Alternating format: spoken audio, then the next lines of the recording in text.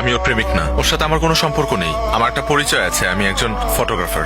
গত 3 দিন আগে ওর সাথে একটা ঘটনা ঘটেছে, খুব বাজে। সেটা হলো যে ও একজনকে ভালোবাসতো এবং সে ভালোবাসার মানুষের জন্য আসলে পালিয়ে গিয়েছে, কিন্তু দুর্ভাগ্যবশত ওর ভালোবাসার মানুষটি ওর সাথে অন্যায় করেছে, ওকে ছেড়ে চলে গেছে।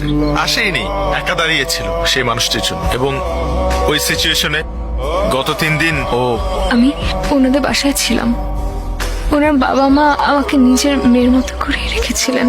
আমারও সময়টার মধ্যে ফুল সাপোর্ট দিয়েছিলেন ওনারা। শুধু একটা রিকোয়েস্ট আপনাদের 4 জনের কাছে, ওকে না ওই আগের কথাটা আর মনে করিয়ে দিবেন না, ওকে কিছু বলবেন না, কারণ ও আবার আপসেট হয়ে যাবে। থ্যাঙ্কস ব্রাদার, তুমি আমার ফ্যামিলির জন্য যে কাজটা করছো সেটার জন্য আমার ফ্যামিলি সারা জীবন তোমার কাছে কৃতজ্ঞ থাকবে। গত 3টা দিন আমাদের ফ্যামিলির উপর দিয়ে কি গেছে সেটা আমরা ছাড়া কেউ জানে না। তুমি না থাকলে জিনিসটা হয়তো আরো খারাপ হতে পারত। এটা তোমার বাসা মনে করবা। তুমি আজকে থেকে আমার